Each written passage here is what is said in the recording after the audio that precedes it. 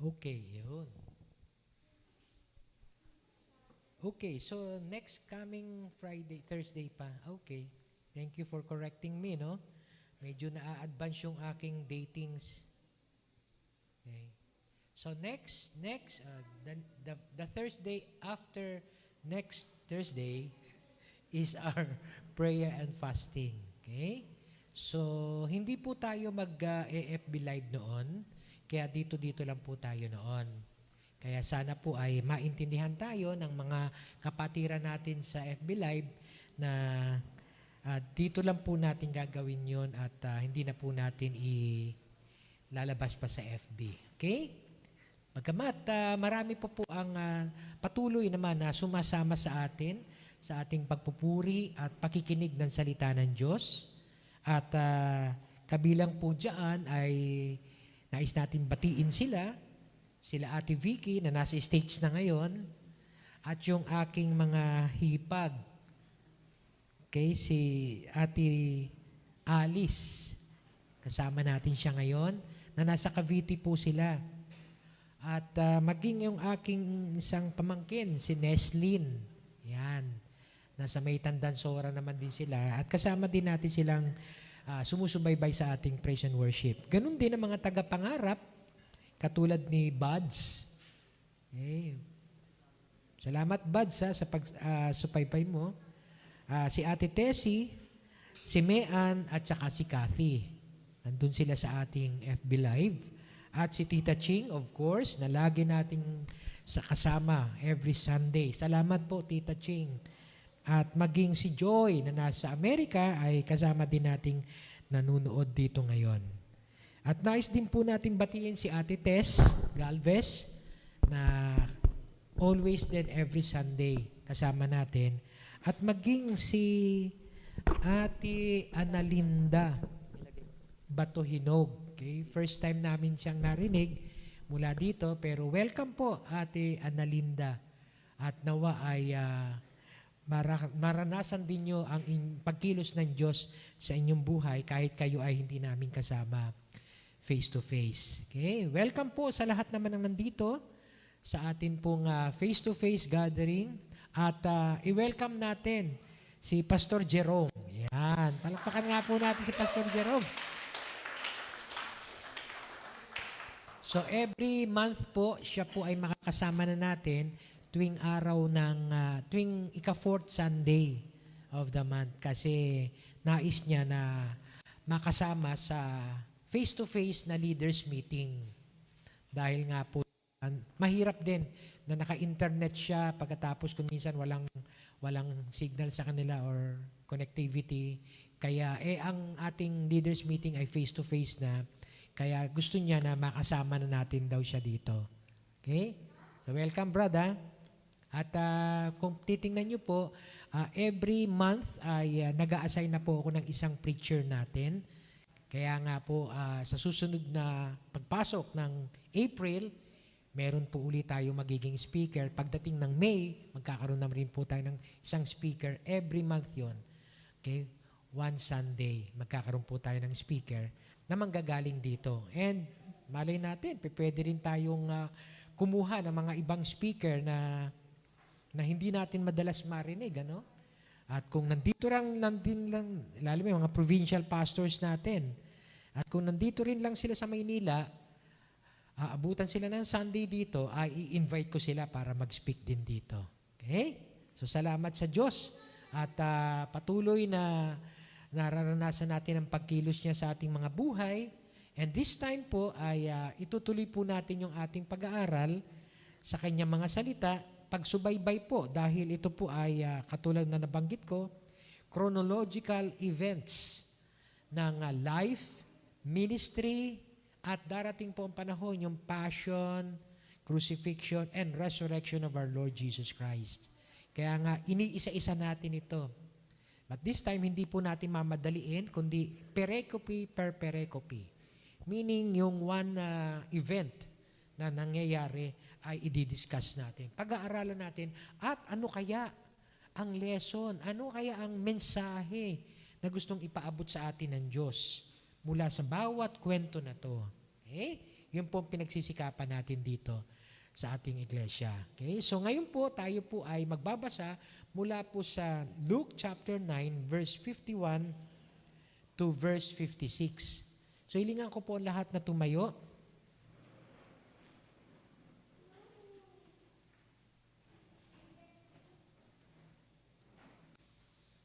If you have your Bibles with you, yan.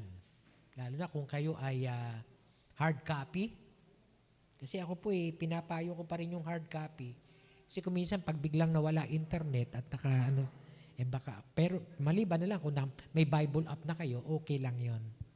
Okay? Pero mas mainam ay meron din tayong Bible maging sa ating mga cellphone. Luke 9 verse 51 to 56. And when the days drew near for him to be received up, he set his face to go to Jerusalem. And he sent messengers ahead of him, who went and entered a village of the Samaritans to make ready for him. But the people would not receive him, because his face was set towards Jerusalem. And when his disciples, James and John, saw it, they said, Lord, do you want us to bid fire come down from heaven and consume them? But he turned and rebuked them, and they went on to another village. Samahan niyo po ako sa panalangin. Panginoon, salamat po muli sa pagkakataong ito na binigyan mo kami ng kalakasan, pagkakataon, sigla upang dumalo ng gawain mo ng pagsamba at pakikinig ng iyong mga salita. Salamat po, O Diyos, dahil alam po namin sa dinami-dami ng tao sa buong mundo ay tumatawag ka upang ikaw ay sambahin at mapakinggan ang mga salita mo na magiging gabay sa aming buhay. Yet, Lord, pinili mo kami upang makasama kami sa mga taong ito. Salamat po, O Diyos, sa pagkakatawag mo sa amin. Salamat po, Panginoon, sa iyong banal na Espiritu na siyang nag-uudyok sa amin upang dumalo sa ganitong gawain, upang mapakinggan namin ang iyong mga salita. At ito po magsisilbing gabay sa amin kung paano po kami mamumuhay bilang iyong mga anak. Habang inaantay po namin, Panginoon, ang muli mong pagbabalik. Kaya, Panginoon, tulutan mo ang iyong banal na Espiritu na kumilos sa aming kalagitnaan. Maipahayag ng malaya ang iyong mga salita at maisakatuparan po namin ito sa aming mga buhay sa tulong at kapangyarihan ng iyong banal na Espiritu. Salamat po, O Diyos, dahil alam po namin na ang iyong mga salita ay may kapangyarihan na magbago ng aming mga buhay kung ito'y tatanggapin namin ng may pananampalataya. Kaya Panginoon, ikaw po ang matanghal at mabigyan ng kaluwalhatian sa aming kalagitnaan. Sa pangalan ni Jesus. Amen. Amen. Maaari na po tayo makaupo. Okay. So, tayo pong lahat ay nakahanda na upang makinig ng salita ng Diyos. At siguro naalala nyo ng mga nakaraang linggo ng ating pag-aaral. Okay? Nagsimula doon sa pangangaral ni Jason patungkol sa concern ni Jesus sa mga wandering brethren, yung mga nawawala. No? Okay? Kaya bottom line nun ay kailangan natin silang hanapin at panumbalikin. At yung sumunod na linggo ay kasama doon sa wandering ay yung mga nagkakasala. Kaya nga pag kami nagkakasala naman, ay dapat disiplinahin. Kasama doon sa pagdidisiplina, yung one-on-one conversation muna. At kung hindi makikinig, magsasama ng with 2 or 3 witnesses. At kung hindi pa rin makinig, awareness ng church. At kung hindi pa rin makinig, non-association. Yun po ang ipinapayo ng ating Panginoon. Siya mismo ang nagsabi nito sa kanyang mga salita dito po sa Matthew 16. At yung sumunod na linggo, yung nakaraang linggo na pag-aaral natin, pagka meron naman pong isang nagkasala na kapatiran at sila ay nagbalik loob, nagsisi, nagrepent, no? Ay kailangan din nating i-extend yung pagpapatawad naman. Okay? Katulad nung napag-aralan natin, mismo ang ating Diyos ay nagpatawad sa atin more than we could imagine. So dapat magpatawad din tayo sa ating kapwa. At kung hindi, meron siyang iniwan na judgment to those who will not forgive the brethren. Okay? So, ang susunod na tanong, what if yung mga outside of the brethren ang magkasala naman sa atin? Kasi, di ba, nakikwento ko lagi sa inyo, nung mga nakaraang linggo, ito ay within the context of the brethren, within the context of the Christian community. Kung pag-aaralan nyo, when your brother, okay, if your brother pala, iba po kasi yung when at saka if. Pagka if, conditional yon. Pagka when, talagang mangyayari yon. If your brother sins against you. So, context po nun is talagang brethren, kapatiran. Okay? Pero what if naman, ang nagkasala sa atin unbeliever. Ayun. Hindi mananampalataya. Okay? Ano ang magiging attitude natin? Yung bang pag may ginawa ang mga ibang mga tao na hindi naman natin kapananampalataya ng mali sa atin. Okay? O halimbawa, nakapagpairita sa atin. O hindi tayo binigyan ng favor sa isang hinihingi natin sa kanila. Okay? Kasi alam nila, born again tayo. Okay? Kasi di ba kung minsan may ganun no? May favor no? Pagka halimbawang ikaw ay born again at pagkatapos hihingi ka ng favor, at alam nila na ikaw ay born again, pwede na lang i-echapuera ka. Kasi hindi ka nila kapananampalataya. Okay? So ano kaya ang gagawin natin? Ano kaya magiging response natin pagka ganun ang sitwasyon? At yung ating binasa kanina na naging karanasan ni Jesus at ng kanyang mga alagad, ang magbibigay sa atin ng tip kung anong dapat nating gawin kung ang nagkakasala naman sa atin mga unbelievers, mga labas sa loob ng iglesia. Sa loob ng iglesia, alam natin kung anong dapat gawin, di ba? Yung discipline, yung sinabi natin kanina. Yung 4 steps. Okay? Pagka unbeliever naman kaya, anong gagawin natin? Ayun. Kaya alam niyo po na habang ako po nag-aaral nito every week, no? Na-excite ako kasi may connection pala sila sa isa't isa. Hindi lang yung basta biglang nakakwento ito, kundi nadidiscover ko na, ay may relationship pala ito sa mga nakaraan. Kaya nakaka-excite po ang mag-aral ng salita ng Diyos kasi meron siyang continuity, meron siyang theme na dapat nating ma-discover at pagkatapos yung application nito. So, hindi po tayo malalayo sa tinatawag nating context. So, this week, ang ating pag-aaralan is how do we respond to people's unfair treatment to us.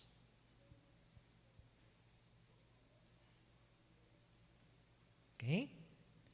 So, how do we respond if other people, okay, not the brethren, may mga unfair treatment sa atin? Paano tayo dapat tumugon? Okay? So, dito po sa babasahin natin kanina, binasa natin kanina, at babasahin natin muli sa ating pag-aaral, makikita na natin na si Jesus ay paalis na ng Galilee and He is heading towards Jerusalem. At meron 3 grupo ng mga characters ang prominent dito. Of course, si Jesus, tapos yung mga Samaritans, at si James and John. At may iba-iba silang views. Okay? May iba-iba silang pananaw. At makikita natin may iba-iba silang purpose. So, siguro dapat evaluate din natin yung ating pananaw patungkol sa mga bagay na to. At wag natin ma-neglect kung ano yung pinaka-mission ng ating Panginoon. Alam niyo po ba kung ano yung mission statement ng ating Panginoon? Tinuturo ko to sa school, no? Kasi nagtuturo ako ng personal mission statement. Dapat meron tayong mission statement sa ating buhay. What is your personal mission statement? O sa iba what is your ambition in life? What am I living for? Parang ganon, di ba? Si Jesus kaya, alam niyo po ang personal mission statement ni Jesus? To seek and to save the lost. Yan po ang kanyang mission statement. To seek and to save the lost. Now, kung iangkop natin ito sa ating mga buhay, paano natin maisasakatuparan itong mission statement na to ng ating Panginoon sa ating mission statement naman sa buhay? Paano natin maa-align? Lalo na kung may mga unfair treatment sa atin, ang mga naliligaw, no? Yung mga to seek and save the lost. Yung mga naliligaw na to, yung mga taong wala pang pagkakilala sa Panginoon, may unfair treatment sila sa atin. Meron silang mga ginagawa sa atin na nakakasakit, nakakasama ng loob. Unfair ang nagamit ko ditong salita dahil mamaya mapapaliwanag natin na si Jesus nakaranas nitong unfair treatment na to mula sa Samaritan. Kaya nga basahin natin at tingnan natin kung ano response ng tao at iangkop natin ito sa buhay kung anong dapat nating response. So puntahan po natin muli yung Luke chapter 9 verse 51 to 53. When the days drew near for him to be received up, he set his face to go to Jerusalem. So, kung maalala nyo po, nagkaroon po dati ng pangungusap si Jesus sa kanyang mga alagad na meron siyang impending suffering. Pagpunta niya ng Jerusalem, sinasabi niya yon sa kanyang mga alagad. Pagpunta natin sa Jerusalem, pahihirapan nila ang anak ng tao. At papatayin nila.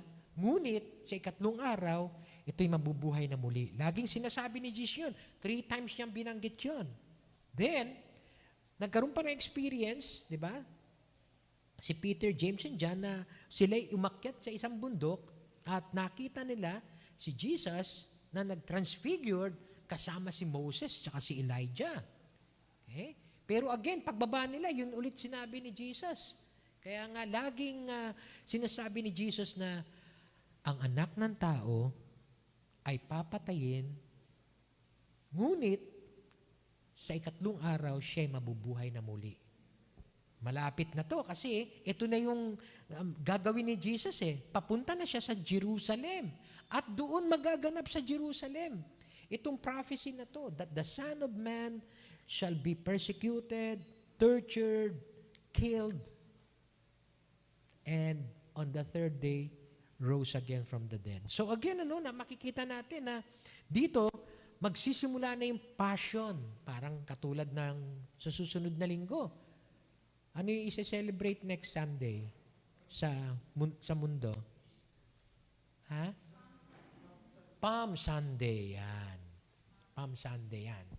Kaya next week, wag na kayong magdala ng palaspas. Ito na lang, ito yung palm. Ito na yung gamitin natin na iwawagayway natin. Next week, ito na lang ay iwawagayway natin, di ba? Wawagayway yung mga palm, di ba? Yun ang tradition. Winawagayway yung mga palaspas, yung mga palm. Palm leaves. Pero sa atin, ito na yung wawagayway natin next week. Para hindi na tayo bibili. Gastos no? Ito na lang, palm din naman yan So gawin natin Palm Sunday next week, So start na yun ng passion. Start na yun ng passion. Pero, syempre, pagpasok niya ng Jerusalem, matagal pa kasi marami pa siyang pupuntahang lugar Dadaanan Marami pang kwento bago mangyari doon. Pero, ito ay simula na, ng kanyang, sabihin nating, magsisimula na yung drawing near na yung kanyang passion narrative. Okay? At, pagkatapos nung nakaset na yung kanyang isipan na aakyat na siya ng Jerusalem, hindi pala aakyat, pababa ng Jerusalem. Kasi yung Galilee po nasa taas at yung Jerusalem nasa baba. So going south sila. Okay? Na siya ay pupunta na ng Jerusalem, pinadala niya ang kanyang mga messengers muna. Okay? So, he sent his messenger ahead of him. Okay? And who went and entered a village of the Samaritans to make ready for him. So yung pong binanggit ko kanina, yung Galilee, yung Samaria, nandito po sa gitna yon. Tapos ito ang Jerusalem. So, pwede silang dumiretso sa Samaria bago sila pumunta ng Jerusalem, or pwede silang umikot. Usually, ang mga Hudyo, pag pupunta sila from Galilee to Jerusalem, umiikot sila. Iniiwasan talaga nila ang Samaria. Okay? Siguro alam niyo naman, dahil lagi kong nakikwento dito, yung mga Samaritans, hindi kasi sila pure Jews. Okay? Nahaluan sila ng ibang lahi. Nagkaroon sila ng intermarriages. At ang turing tuloy sa kanila ng mga Hudyo, parang mga aso. Okay? So generally, ang mga Jews, pagpupunta ng Jerusalem, umiikot ng daan. Iniiwasan nila ang Samaria. Pero si Jesus, base din sa kwento, nagpadala siya ng mga messengers. Okay? At pumasok sa Samaritan village itong mga to at maghahanda ng isang, hindi natin alam, to make ready for him, kung anong ibig sabihin doon. Pero ako, iniisip ko, pwedeng para maghanda ng lodging nila, kasi abutin sila ng gabi kung sakasakali. Or parang katulad ni John na make ready for the way of, or for the path of the Messiah, di ba? O parang ihahanda din sila na, darating si Jesus, ang ating Mesias. Okay? Hindi naman binanggit, pero probably, okay, may mga purpose kung bakit gusto ni Jesus na dumaan sila doon sa Samaria. Okay? Kasi ang sinabi lang dyan, to make ready for them. Pero it would take, okay, of course, no, another day para sila ay makatawid. Okay? Kaya siguro pwedeng lodging, pwedeng preaching ang purpose, pero hindi binanggit. At hindi rin naman binanggit kung sino itong mga pinadala niyang messengers. Okay? Pero, lumalabas na sumunod sila sa utos ni Jesus na pumunta kayo sa Samaria at pagkatapos maghanda kayo ng isang lugar natin doon sa isang village sa Samaria. Pero malungkot po ang story kasi ang kasunod na kwento, but the people would not receive him. Yung mga taga-Samaria, okay, ay hindi siya tinanggap. Hindi siya tinanggap. Okay? Bakit siya hindi tinanggap? Bakit hindi siya tinanggap? Pagka nagba-Bible study kami sa pangarap, ganyan ang tanong ko Palagay nyo, bakit hindi siya tinanggap? Andiyan po yung sagot. Wala po sa aking mukha. Andiyan po yung sagot, di ba? Because, ayun ang reason His face was set towards Jerusalem. Okay? Alam ng mga taga-Samaria, pagka ikay isang Hudyo at ikay papunta ng Jerusalem, at yung Jerusalem, center of worship ng mga Hudyo, at kay papunta doon, ay hindi ka pwedeng dumaan dito sa amin. Umikot ka. Yan. Parang sa gate nila, Gail, hindi ka pwede dito dumaan. Pag late ka na, ikot ka. May oras lang ng pagbukas yung gate. Pagka hindi ka na umabot sa oras, ikot ka na. Ayan. So, ganun din ang Samaria. Ayaw nila na padainin si Jesus kasi papunta siya ng Jerusalem. And Jerusalem is, of course, the center of worship ng mga Jews. Malaki po ang pagkakaiba kasi ng, sabihin natin, difference ng mga taga-Samaria at saka ng mga Jews. The Samaritans despised the Jews.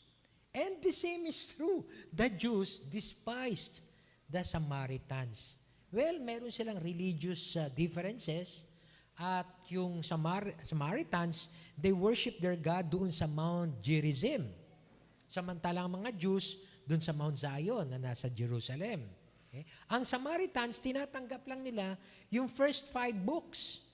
Yung Pentateuch na tinatawag, Genesis, Exodus, Leviticus, Numbers, and Deuteronomy. Samantalang ang Jews, tinatanggap din nila pati yung Psalms and the Prophets, writings ng mga prophets.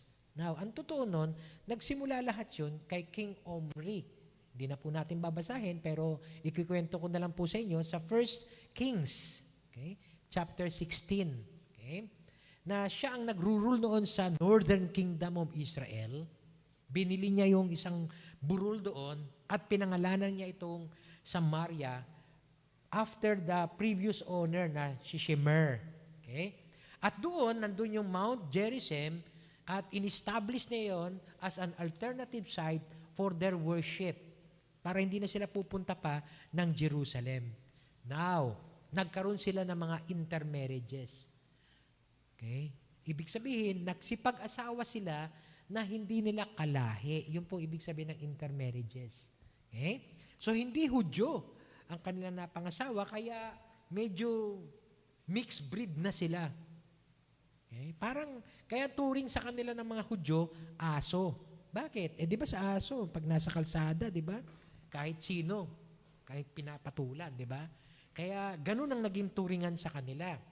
Nagkaroon ng hatred ngayon ang mga Samaritans sa mga Jews at ang mga Jews nagkaroon din ng hatred sa mga Samaritans. Kaya yung kanilang unwillingness for hospitality, okay, ay maiintindihan natin kasi mayroong hatred between Samaritan and Jews. Okay, that hatred comes from both sides, ha? Hindi lang yung Hudyo ang may galit. Pati mga Samaritans may galit din. Kaya medyo pareho, Pareho silang may galit sa isa't isa. Common ngayon sa kanila na hindi padaanin ang mga Hudyo, lalo na kung alam nilang papunta na ng Jerusalem. Okay?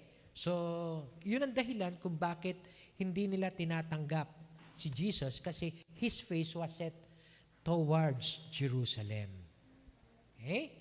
So, kung titingnan po natin, ang ating Panginoong Jesus naman, meron talagang concern for Samaria. Okay? May concern siya for Samaria. Kasi nung babalikan natin yung mga kwento, sa John chapter 4, at ito'y napag-aralan na po natin dati, Sa John chapter 4, ay nagkaroon ng pagkakataon na si Jesus ay dadaanan sa Samaria. At inalaw siya noon, mga panahon na yon. Bakit? Hindi kasi siya papunta ng Jerusalem. So, yun lang po ang basic nun, So, talagang sinadya lang niya yun. He had to go through Samaria. And when he came to a town in Samaria called Sychar, okay, alam naman natin yon na na-encounter niya isang babae doon. A Samaritan woman drawing water. At sinabi ni Jesus sa kanya, "Will you give me a drink?" Okay, alam na natin tong kwentong ito, di ba? Na malawak ang naging kwentuhan ni Jesus at ng Samaritan woman. Una, nagsimula sa tubig lang. So that's physical needs. Tapos umabot dun sa family needs. Yung husband, di ba? Tinatanong ni Jesus, sige, dali mo muna dito sa akin yung asawa mo. Wala po akong asawa at tama totoo yung sinasabi mo. Wala kang asawa kasi ang kasama mo ngayon, pang-5 mo ng asawa yan. Okay? Tapos sabi ng babae, mukhang isa kayong propeta. So nauwi na from physical to family to spiritual needs. Mukha kayong propeta.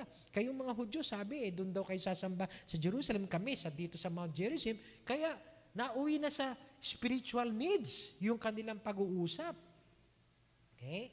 At nagpakilala doon si Jesus. Sabi ng Samaritan woman, alam ko po na darating ang Messiah sa takdang panahon.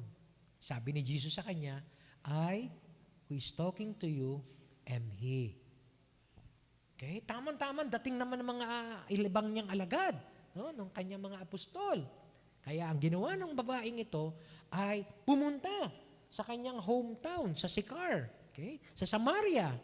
Kaya naman pagdating sa verse 29 and 30, sabi niya sa mga kababayan niya doon, "Come, see a man who told me everything I ever did. Could this be the Christ?" Okay? Lahat nung nangyari sa buhay ko, alam ng taong ito. Siya na kaya yung Kristo? Siya na kaya yung Messiah? Kasi they are also expecting a Messiah eh. Okay? Kasi may Jewish blood din sila. Eh, hindi natin maalis yun. And they came out of the town. Lahat ng kanyang mga kababayan and made their way towards Him. So lahat sila nagpuntahan para ma-witness nila kung totoong ito na yung Messiah na sinasabi ng babae. Now, verse 39 to verse 42, ang sabi doon, many of the Samaritans from that town believed in Him because of the woman's testimony. Yun ang una, naniwala sila kasi nakita nila yung testimony ng babae. So nagpatotoo sa kanila yung babae. Okay? Patungkol sa kanyang naging encounter with Jesus. And they believed that testimony. So when the Samaritans came to Him, they urged Him to stay with them and He stayed 2 days. Biro mo, nagstay siya 2 days doon sa Samaria. Okay? And because of His words, dahil sa kanilang pakikipagkwentuhan kay Jesus, because of His words, many more became believers. So may mga naging mananampalataya doon sa Samaria. And they said to the woman, we no longer believe just because of what you said. Now, we have heard for ourselves and we know that this man really is the Savior of the world. Nagkaroon sila din ng personal encounter with God's Word, with Jesus, okay, with His teachings. Kaya sila mismo ngayon, nagkaroon ng sariling pananampalataya, hindi lang dahil nagpatotoo yung isang babae, kundi narinig nila mismo, na-encounter nila, nagkaroon sila ng personal encounter with Jesus Himself. Kaya they now believe that Jesus is the Savior of the world. Kaya kung titingnan natin, itong Samaria, may mga believers na Nung padaan sila Jesus yung sa Luke, no, na binabasa natin, sa Luke chapter 9. Kaya nga, medyo nakakagulat na bakit ayaw nila kaming padaanin ngayon. Parang gano'n ang unang naglalaro sa isip ko Anong nangyari? Bakit may mga believers na pala sa Samaria? Bakit ngayon dadaan sila ulit para pumunta ng Jerusalem? Pinigilan nila. Hindi nila pinahintulutan. Ang isang nabasa kong commentary ay yung isang town sa Samaria ang hindi tumanggap. Kaya nga, another town siguro tong Sychar. Okay? Yung pinuntahan nila. Kaya possible din naman, okay? 'Di ba parang sa Quezon City. Okay? Kung dadaan ka, kung manggagaling ka sa Bulacan at dadaan ka ng Quezon City, may marami namang towns or municipalities ang Quezon City. Maaring yung isa tumanggap sa message ni Jesus, yung isa hindi. Kaya kung dito tayo dadaan, tatamaan to na, hindi kayo pwedeng dumaan dito. So, yun ang isang naging commentary, no? Pero, again, there could be a lot of comments or commentaries na magsasabi kung bakit. Pero, iisa lang ang sinasabi kasi ng Bible. Because He has set His face towards Jerusalem. So, granted, ilagay na natin na yung dadaanan niyang town ay hindi pala mga believers. Okay? Ano naging reaction kaya? No? Ng mga kasama ni Jesus na ayaw nilang padaanin si Jesus. Ano reaction? Okay, nabasa naman natin, sa verse 54, nabasa natin, when His disciples, James and John, saw it, that they refused to receive Jesus, Lord, do you want us to bid fire come down from heaven and consume them? Gusto niyo ba, Panginoon? Ay humingi kami ng apoy mula sa langit at tupukin sila. Okay? Ganun, katindi. Okay? So, nasurpresa ba kayo na mayroong ganitong reaction? Kung ako nga, nung unang nagbabasa, bagamat dati ko nang nababasa to, pero syempre, habang nag-aaral, nagsisimula na tayo maging critical thinkers. Bakit kaya ganun ang reaction ni John at saka ni James? Parang over naman. Parang OA. Overacting, no? Sobra naman, sunog agad, apoy agad. Diba? Parang over, no? Pero, sino ba naman ang hihingi ng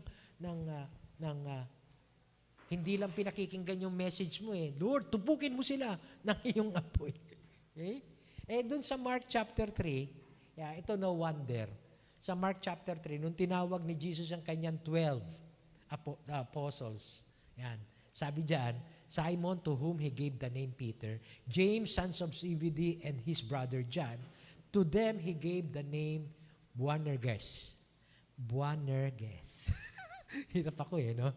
Which means, sons of thunder. Umpisa pa lang no?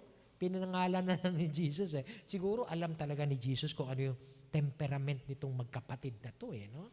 But, kung tutusin, yung paghingi ng apoy mula sa langit para tupukin ang isang lugar na hindi tumatanggap ng kanilang mensahe o hindi tinatanggap si Jesus, hindi yun ang instruction ni Jesus sa kanila Itong pinag-aaralan natin ay nasa Luke chapter 9, verse 51 to 56. Kung babasahin natin, pabalik yung Luke chapter 9, from verse 1 to verse 5, may instruction si Jesus doon kung ano magiging reaction natin pagka sila ay, yun doon sa 12. Sabi ni Jesus, when Jesus had called the 12 together, He gave them power and authority to drive out all demons and to cure diseases, and He sent them to preach the kingdom of God and to heal the sick. He told them, take nothing for the journey, no staff, no bag, no bread, no money, no extra tunic. Whatever house you enter, stay there until you leave that town. If people do not welcome you, may instruction na si Jesus sa Luke chapter 9, verse 1 to 5. At nandun tayo sa Luke chapter 9, verse 56. 51 to 56. May instruction na siya kung anong gagawin ninyo sa mga towns na pupuntahan natin na hindi tayo tatanggapin. If people do not welcome you, shake the dust off your feet when you leave their town as a testimony against them. So in shaking the dust of one's feet, napag-aralan natin to previously. It's a sign na iiwan namin sa inyo ang inyong dumi, mananatili kayong unclean, and let God be the judge on your land. Parang ganun lang yun. Ayaw namin isama sa aming mga paanan ang dumi ng inyong lupa. So it's just symbolical. It's a symbol of God's judgment will come to your place because you have rejected us. You have rejected the message. So may instruction na si Jesus sa kanila. How come itong dalawang magkapatid, naisip apoy agad. Apoy agad.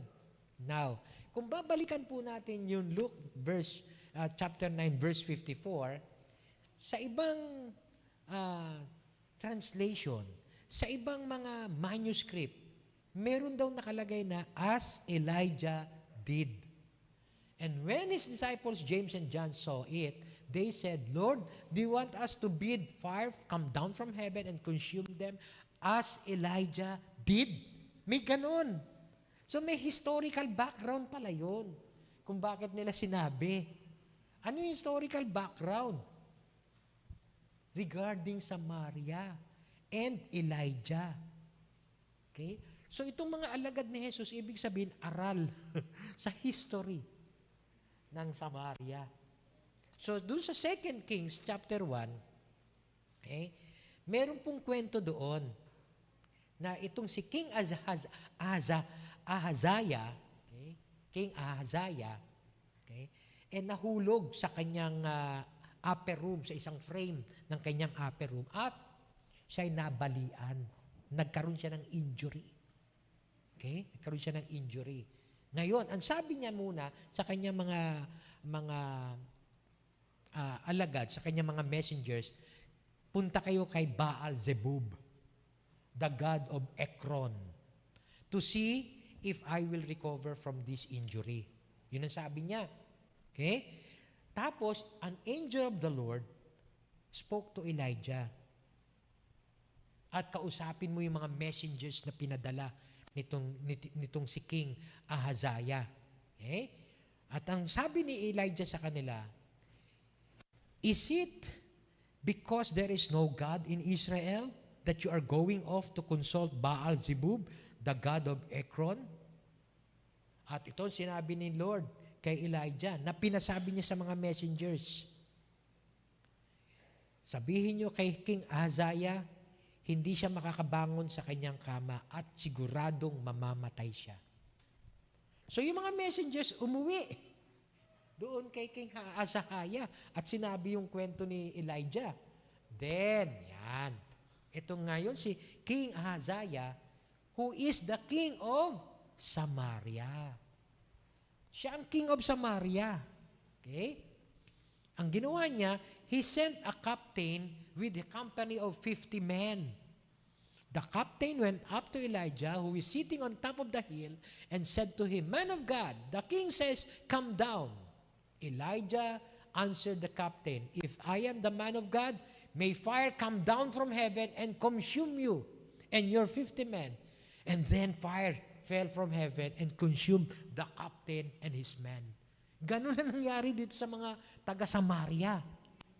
Okay? Kaya alam nila kung anong history. At 3 times nangyari yun. Nung namatay yung 50 men na yun, si King Ahaziah, king of Samaria, nagpalala ulit ng 50 men and a captain. Ganun uli. May fire come down from you. At namatay lahat sila. At nagpadala uli ng pangatlo, 3rd batch, para kausapin si Elijah. At this time, sabi nung pinaka-captain, sana kami po'y napag-utusan lang. Parang gano'n. Ano? Huwag naman sana nyo masamain, pero kami, sana irespeto nyo naman po ang buhay namin. Gano'n, nakiusap kay Elijah, huwag nyo na po kami tupukin ng apoy. Kasi yung 100 na yung natupok eh. Okay? Please, parang gano'n. Nakiusap. At si Elijah, sinabihan ni Lord, sige, bumaba ka na dyan sa burol, pumunta ka sa kanila, at sabihin mo kay King Ahaziah yung pinasasabi ko. At sumama nga si Elijah sa kanila, sinabihan niya si King Ahaziah, yung katulad ng sinabi niya kanina, wala bang Diyos sa Israel? At kailangan kumonsulta ka kay Baal-zebub? Yon. Ayun ang malaking pagkakamali ng King of Samaria. They consulted Baal-zebub rather than sa prophet of God. Okay?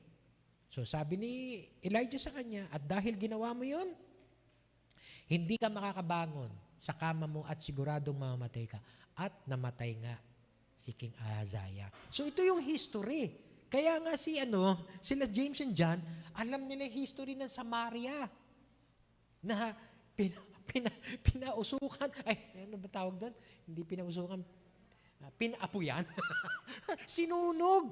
Itong mga Samaritans na to. Okay? Dahil parang hindi rin nila tinanggap si Elijah as the prophet of God. Kailangan pa nilang magkonsulta kay Baal-zebub. Ayun. Kaya merong ganitong sabihin natin, kaisipan si James and John nang hindi sila tanggapin sa Samaria. Gusto mo, Panginoon, pababain din natin ang apoy at tupukin sila katulad ng ginawa ni Elijah. So may history pala yon. May historical background. Kaya lalong makakaintindi sa atin ng ating pagbabasa ng Biblia. Okay? Kaya nga po, mula dito, makikita natin na parang legitimate yung sinasabi ni James and John. Kasi nangyari na dati. Pero may instruction si Jesus eh. Pag tinanggihan kayo, i-shake nyo lang yung dust off your feet, yun lang yun. Tapos umalis na kayo. Parang yung recommendation nila severe judgment agad. Okay? By God's hand. So, it's an Old Testament, sabi natin, precedent of a severe form of judgment or retribution. Kaya sa ating panahon ngayon, kung tayo makakaranas ng tinatawag nating rejection from other people or unfair treatment, biro mo dumating na noon si Jesus doon, nagkaroon na siya ng magandang pangangaral at marami na ang tumanggap, pero marami pa rin ang tumanggi, napadaanin sila. Parang unfair naman yun. Meron na nga nakakilala sa inyo, pagkatapos ganito pa gagawin nyo sa amin. So it's an unfair treatment. Okay? Kaya kung babalikan natin yung tanong ng, sa verse 54, how do we respond to people's unfair treatment to us? Okay? Sa next slide, please. No? And when his disciples, James and John, so how do we respond? Not by taking revenge on them. Huwag tayong gaganti. Kung meron mang mga unbelievers na alam naman natin, hindi naman mananampalataya yung mga yun, no? Na ginagawan tayo ng masama, huwag na tayong gaganti. Huwag tayong tutulad sa attitude ni James and John na para bang yung pagganti. Lord, itong mga kapitbahay kong to na sinasabihan ako na buwang again, tupukin mo ang kanilang mga bahay ng apoy. Di ba? Huwag naman sana. Okay? Actually, itong si James and John, gusto nilang i-humiliate yung village. No? Ang masama, they want to do it in Jesus' name. Lord, yun. Gusto mo ba? Ayun, no? Parang ang go signal ay manggagaling kay Jesus. No? Pero how could they think about this thing? Okay? Walang ginawa si Jesus kung tutuusin. Okay? Kundi maging maayos ang kanyang relationship sa ibang tao, makapangaral siya, magbigay siya ng grace, ng hope, ng mercy, ng love. Pagkatapos ito, unfair treatment sa atin, hindi tayo padadaanin. Ang layo kaya ng ikot. Okay? Kumbaga sa mula dyan sa Pangarap, papunta dito, 2 kilometers lang Ngayon, iikot ka ng additional 7 kilometers. 5 to 7 kilometers. Ang layo kaya ng ikot. Okay? Wag naman tayo mananalangin at tupukin, Mas bad yun. Hindi yun ang gusto ni Lord. Okay? Lalo na, wag tayong maghihigante. Wag tayong maghihigante. Okay? Alam niyo po, kung minsan, mga taong mahilig maghigante, these are, sabi nating, hurting people. Meron silang mga hurts sa buhay na hindi pa nila nalilet go. Kaya what they do, they tend to hurt others because they are themselves hurting by revenge. Maghigante. Hindi ako makahigante doon sa taong gumawa sa akin ng masama. Kaya ito, sa iyo ko ipapataw ang aking paghihiganti. Yung mga taong hindi na, tawag dito, hindi na nasasaktan dahil malaya na sila doon sa hurt na yon, hindi din nila iisipin pang maghiganti. Okay? Kaya nga again, hurt people. Yung mga taong may nasaktan at hindi pa malaya doon sa kanilang sakit na naranasan, they tend to hurt others also through revenge. Okay? Kaya yung mga pain natin na ganon, yung heartaches natin na ganon, isuko natin kay Lord. Lord, alam mo po na nasasaktan ako. Nasaktan ako dati. Okay? Alam niyo po, kahit ako meron akong ganon. Okay? Kung minsan natatakot ako makita ko yung taong nakasakit sa akin Okay? Baka kasi saktan ulit niya ako College days, sa Mapua, sabi ko sa inyo. Tapos one time kasi nakwento ko na sa inyo dati yon, tingin ko. Yung bang ginulpe ko along the way, pauwi kami, gabi. Okay? Kaya nga, nag-isip ako na maghigante sa taong yon. Pero hindi na ako nakaganti. Kaya masakit ang kalooban ko noon na hindi ako nakaganti. At nag-iisip pa ako ng plano kung paano makakapaghiganti doon sa taong yon. Doon sa taong sumakit sa akin. Talagang patalikod Sa likod ako sinuntok. Pagkatapos pinagtatadyakan na niya ako. Kaya lang nakakaiwas na ako. At hahawakan ko na sana yung ballpen ko para gumanti talaga. Ballpen lang ang meron ako. Pero wala na, nagpigilan na Pinigilan siya, pinigilan din ako. Sabi ko nga, huwag niyo akong pigilan kasi hindi naman ako ang aggressive. Ako, siya ang pigilan niyo. Okay? Sa barkada namin noon, nung hindi pa kami Christians, pagka may gulpihan, ang pinipigilan namin, yung kalaban. Para yung kakampi namin malaya na makagulpi. Walang halong biro yun. Kasama sa technique namin yun. Pagka, huwag niyong pipigilan ng kakampi natin. Ganon, masama kami noong araw no? Okay? Kaya, sabi ko, huwag niyo akong pipigilan kasi lalo ako hindi pag ako pinigilan nila Sabi ko, siya ang pigilan niyo kasi siya ang aggressive okay? Pero, again, hindi po ako nakaganti nun. Kaya masakit sa kalooban yun. Maaring bawat sa atin, may kanya-kanya tayong karanasan na may sumakit ng ating damdamin, something made wronged us. At hindi tayo makaganti. Anong ginagawa natin? Gagantihan natin, iba? Ang tawag doon sa emotional defense is yung displacement. Okay? Halimbawa, galit ka sa boss mo kasi pinagalitan ka. Tapos ang gagawin mo, pagdating ng bahay, pagagalitan mo yung mga anak mo. Displacement. Okay? Hindi ka kasi makaganti sa boss mo Kaya dito ko gababawi. Sana walang ganon sa atin. Okay? Or kung meron man tayong ganong pain, isuko natin kay Lord. Alam nyo, nung nangyari sa akin nung college yun, then after ilang years na nagtatrabaho na ako, nakita ko yung taong yon habang ako'y nakasakay sa jeep. Tumawid sa pedestrian lane. Nasa unahan ako ng jeep. Kaya nakita din niya ako. Ang sama ng tingin sa akin. Parang natakot ako na baka ulitin yung ginawa sa akin nung college days namin. Pero hindi naman ginawa kasi may kasama siyang babae. Siguro girlfriend niya o asawa. Basta sama pa rin ang tingin sa akin. Takot na takot ako noon. Until nang maging Christian ako, pinagkatiwala ako sa Diyos. Lord, lahat ng heartaches ko, at inisa-isa ko sila na isipin kung sino-sino sila. Lahat ng nakagawa ng masama sa akin, Lord, isusuko ko sa iyo. Ayoko na pong gumanti, Panginoon. Okay? So let us not take revenge on them. Kung meron man pong nakasakit sa atin, let us not take revenge on them. Okay? Kasi tayo lang po ang mahihirapan. Tayo lang po ang mag-still. We will experience the pain, the hurt.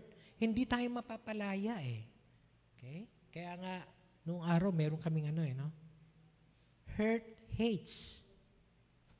May isa akong book na binabasa noon. Hurt hates. Pag ikay nasasaktan, ang tendency mo, magalit. Magkaroon ng hatred. Okay? Imbis na ma-enjoy mo yung company and show love, respect, hindi. Dahil hurting ka, it's your tendency to hurt other people. Kaya nga, let go of this hurt. Let go of this hurt. How? How? Yun yung isang malaking tanong. Siguro, sundan natin kung ano yung ginawa ng ating Panginoon. Sa verse 55 to 56, ang sinabi lang doon, but he turned and rebuked them. He rebuked James and John. Now, sa ibang version, again, meron pong nakasulat. And he said, you don't realize what your hearts are like. Hindi nyo naiintindihan kung ano laman ng inyong puso But, okay, the Son of Man has not come to destroy people's life, but to save them. Again, sa ibang Bible translations, nagdagdag sila ng ganitong 2 extra sentences. Okay? Na sinabi ni Jesus, mostly ang nakalagay lang, but he turned and rebuked them. Pero sa iba, nilagay specific kung ano yung rebuke na yon. You don't realize what your hurts are like. Hindi nyo naiintindihan kung ano kasi laman ng puso ninyo You are hurting and you want to revenge. The Son of Man has not come to destroy people's lives. That's destruction Sunog, apuyin, yung Samaria. Hindi yun ang purpose ko That's not my mission. Okay? And your mission must align with my mission. Tinuro na sa atin ni Jello dati yon, kung naaalala nyo. Ako, bawat preaching, naaalala ko ang bawat tinuturo sa atin.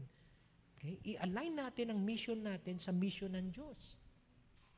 Okay? Ang ano niya doon, yung kay Peter, no? Nung set aside me, get behind me, Peter. Yung mission mo, hindi naka-align sa mission ko. Okay? Tinuro sa atin ni Jello noon yun. Okay? So, parang sinasabi niya, ang mission ko is to save lives, not to destroy. Kaya yung mission nyo, yung iniisip ninyo, that's distraction. The same is true sa atin. When we do revenge to those people who hurt us, we are not even getting even sa kanila, kung tutuusin. Bakit? Tayo din ang nasisira eh. Tayo din ang nasasaktan pang lalo. Okay? Kaya nga, ang pinakamagandang gawin natin is katulad ng ginawa ni Jesus. How did He respond to people's unfair treatment? Leaving the judgment to God. Okay? So how do we respond to people's unfair treatment? Instead of taking revenge on them, let us leave the judgment to God. Ipagkatiwala na lang natin sa Diyos. God has His ways to judge people kung meron silang ginagawang mali sa atin. Very plain ang kanyang statement. Very plain ang kanyang mission statement. To look, to search, and to find the lost, katulad ng shinare ni Jason, to correct and to restore those who are sinning. Very clear eh. Now, pagdating sa mga unbelievers, okay, ang desire ng ating Panginoon is also to save them. To save them. Kaya wag po tayong mag-iisip na sana, Panginoon, itong kapitbahay ko na ang tigas-tigas ng puso at lagi kong inaaway, lagi kong itinichismis, nawa, Panginoon, bigyan mo sila ng mga sakit, bigyan mo sila ng mga problemang malalaki na hindi nila wag namang ganong klaseng panalangin. And I do believe, wala naman sa atin dito na nanalangin ng ganon. Right? Okay? Minsan nga may nagtanong sa akin okay lang po bang manalangin na, Lord, patayin mo na yung kaaway ko? Kasi sa Old Testament, merong ganon. Si David. Okay? Meron talaga mga prayers na ganon. No? Imprecatory, ang tawag namin doon. No? Imprecatory Psalms. Ang dami sa Psalms. Alam niyo ba sa Psalms, di ba, kadalasan ginagamit natin ang Psalms for worship. Pero 75% of the Psalms are imprecatory. Meaning, sinasabi ni David o ng Psalter o ng Psalmist yung sama ng loob nila sa Diyos. At sinasabi nila, Lord, bungiin mo sila. Meron pang ganun sa Psalms. Bungiin mo ang aking mga kaaway. Kasi kung ano-anong chismis ang ginagawa laban sa akin bungiin mo. Biro mo yun? Yung ganun, patayin mo sila, Panginoon. Pwede naman siguro tayo manalangin ng ganun. Hindi ko lang alam kung sasagutin ng Diyos. Na okay, dahil prayer mo yan, sige, gagawin ko yan. I don't think so. Kaya nga, pwede kang magsabi ng sama ng loob. Okay? Pwede kang magsabi ng sama ng loob ng ginagawa sa'yo. Laban sa'yo, Lord, nakikita mo tong aking kapitbahay, chinichismis ako, Panginoon. Pero wag ka nang mananalangin ng paghihiganti. Ang gawin mo na lang, ikaw na Lord ang bahala sa kanya. Yon. Leave the judgment to God. Ipagkakatiwala ko na lang po sa inyo, Panginoon. Ito pong Samaria, sayang They missed Jesus Dadaan yung Messiah, tapos hindi mo pinapasok, hindi mo pinatuloy.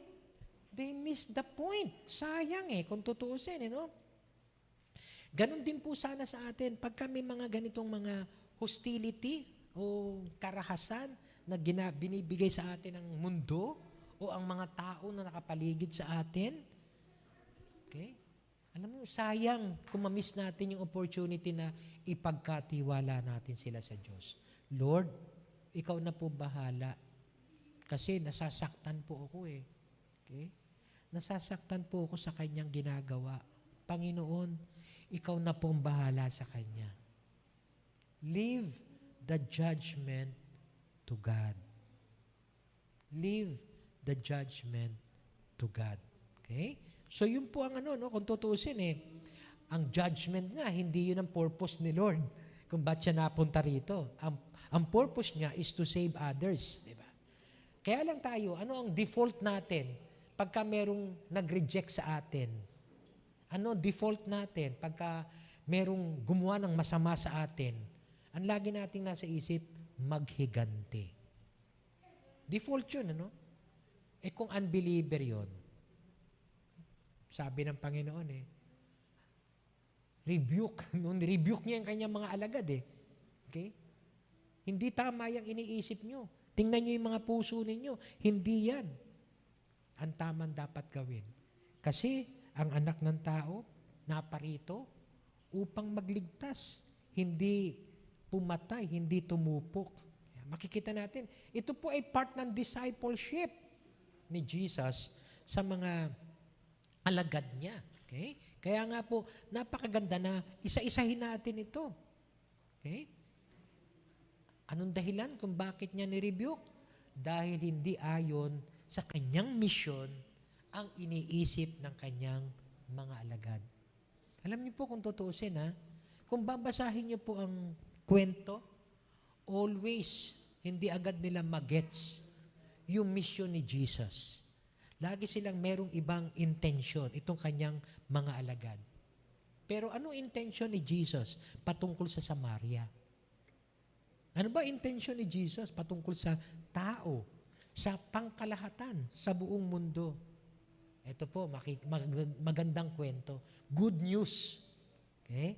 Sabi sa Acts chapter 1, verse 8, you will receive power when the Holy Spirit comes upon you. Sabi niya sa kanyang mga alagad, nung after resurrection, bago siya mag-ascend into heaven, and you shall be my witnesses in Jerusalem, in all Judea, yung Jerusalem po ay city sa Judea, and in Samaria, so another, province, pati sa Samaria, magiging witness kayo, and to the ends of the earth.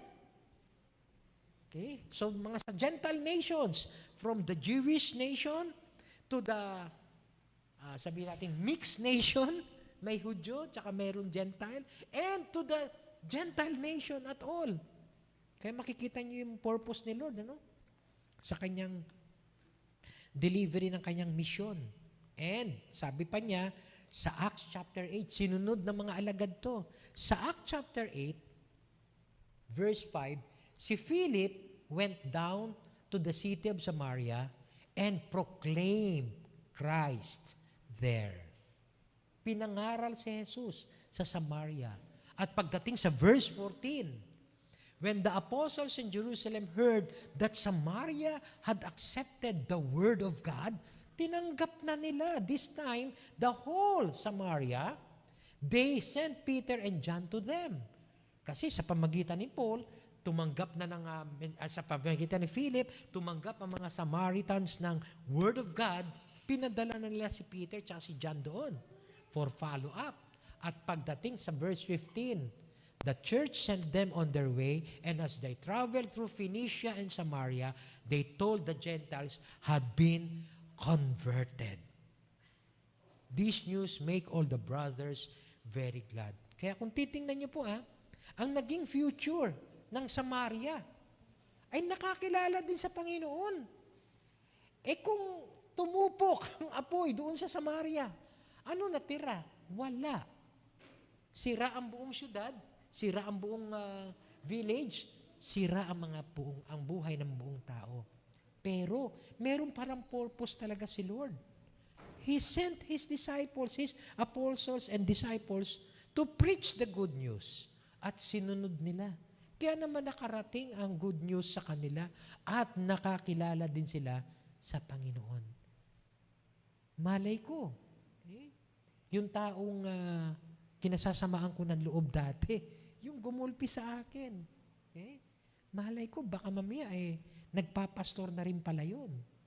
Malay ko hindi ko alam Wala na akong balita Malay natin, yung mga taong nagbigay ng sakit ng sama ng loob sa atin noong araw, dahil pinagkatiwala na lang natin sa Diyos ang kanilang mga buhay at hindi tayo nag-iisip na maghiganti pa sa kanila. Malay natin, baka ngayon ay mga Christians na rin. Malay natin. So, wala pong kahihinatnan ang paghihiganti. Kung meron pong masamang ginagawa sa atin ng unbelievers, let us not take revenge on them, but rather, leave the judgment to God. Ipagkatiwala na lang po natin sa Diyos. Okay? Pero pag believers, didisiplinahin. Kasi part ng ating community yun eh. Testimony ng community na walang masama, walang nagkakasala. Kasi pangit ang testimony. Halimbawa, nasa labas, no? Diyan pala umate. Naku, kilala ko yung taong yan. Napakasama ng ugali. Kaya nga dinidisiplina. Pero kung outside the Christian community, ay wag po tayo maghihigante. Hayaan na lang natin sila. Ipagkatiwala natin sa Diyos ang judgment. Malay natin, pagdating ng araw, maging preachers pala sila. Maging Christians din sila. Nung kami ay nasa St. Francis noong araw, may grupo kami ng basketball team at may grupo din ng isang basketball team na talagang kontrapelo kami. Sa championship, laging kami nagtatagpo. At talagang mainit ang dugo namin sa isa't isa. Mainit ang dugo nila mainit din ang dugo namin. Pagka championship nga, kuminsan hindi na natatapos eh. Dahil sa lagi nagkakagulo. Okay? At yung prominent sa kanila doon, okay? Na parang leader din nila, ay galit na galit kaming magkapatid kasi kung ano-anong ginagawa sa amin noong araw. And later, nalaman namin, nung kami may pamilya na, naging Christian din po. Okay? Yung pinaka-leader din nila. Naubod ng yabang nung araw. Anyway, siguro sila, ganun din ang tingin sa amin, ubod din kami ng yabang. Okay? Pero, naging Christian din po yun. Kaya lang nakakalungkot, maagang namatay, no? Nagkasakit eh. Sa kaiinom yata eh.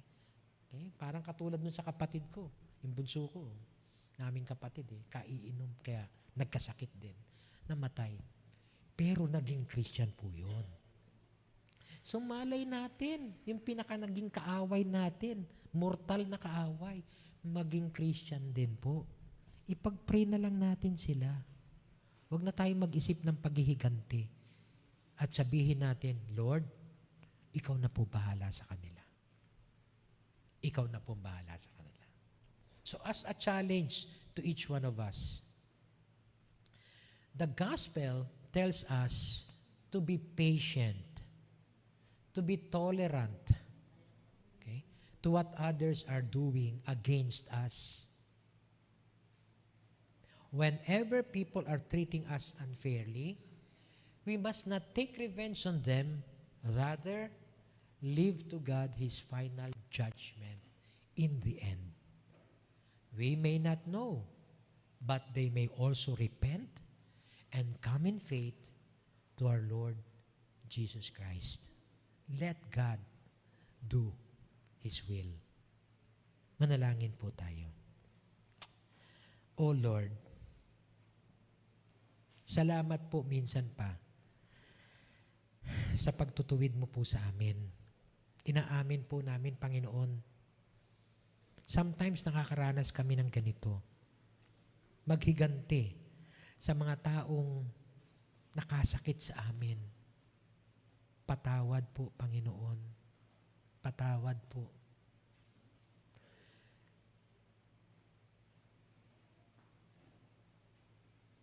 Patawad po.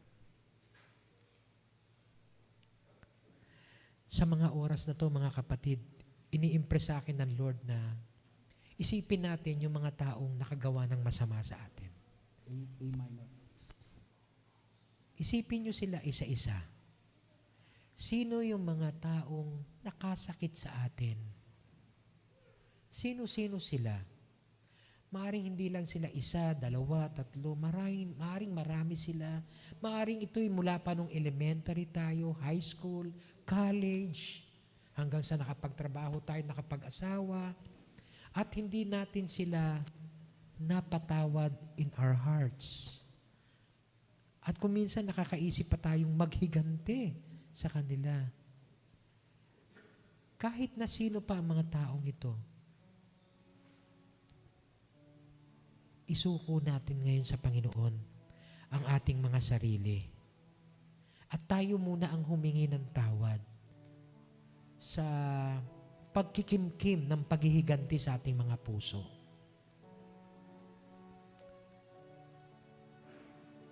Hingi natin to sa Panginoon ng tawad. At matutunan nating ipanalangin sila. Ipanalangin natin sila.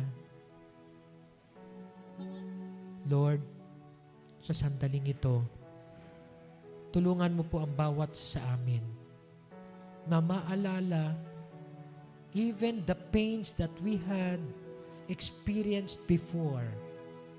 But this time, let go of this pain by entrusting to your hand the judgment upon them. Yet, Lord, we do believe that it is not judgment that you want them to be given to them, but rather salvation, your grace, your mercy.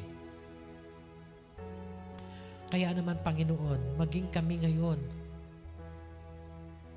ang mga taong nakasakit ng aming mga damdamin, ng aming puso, sumira ng aming buhay, Panginoon, ipinapanalangin po namin sila sa iyo, na sana makakilala din sila sa iyo, Panginoon. Magpadala ka ng mga mensahero mo, Lord, para sila man ay makakilala sa iyo at sila man ay maging mananampalataya mo. At ikaw na rin po ang magbago ng kanilang mga buhay. Lord, patawarin mo po kami kasi for so many years, maaring ito'y taglay-taglay namin sa mga puso. Yung galit, yung paghihiganti. At hindi kami nagiging malaya, Panginoon. Patawad, Lord. Alam po namin, Lord, hindi ka rin nalulugod sa amin. Kahit linggo-linggo, umaawit kami. Pero kung hindi naman namin napapatawad sila, Lord, alam namin na hindi nagiging katanggap-tanggap sa iyo ang aming pagsamba. Kaya, Lord, patawarin mo po kami. Una't higit sa lahat, patawarin mo po kami. At nawa, Panginoon, yung mensahe mo sa amin ngayong umaga ay amin pong tanggapin at ipamuhay, Lord.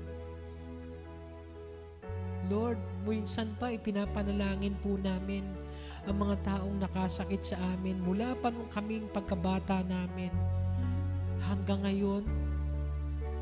Lord, ipapanalangin po namin sila sa iyo. Ikaw po ang kumilos sa kanilang mga buhay. Pero kumilos ka rin po muna sa amin, Lord. Ipadama mo sa amin na kami pinatawad mo na. Ipadama mo sa amin na kami ay pinalaya mo na. Upang nang sa ganun, Panginoon, ay maging malaya din kami. Natanggapin kung anumang pain na naranasan namin before, let go of this pain because of your grace in our lives. We want to experience your grace, Lord. Your forgiveness, your mercy, O God. Salamat po sa mensahe mo. Salamat po. Nawa, O Diyos, makita mo po sa amin ang isang kalugod-lugod na pagtugon sa mensahe mo. By forgiving these people, letting go of the pain, and receiving your grace, and entrusting to your hand their lives, O God. Ikaw na po ang bahala sa kanila. Salamat po, O Diyos. Salamat po. O Lord, thank you for your word. Thank you for your message.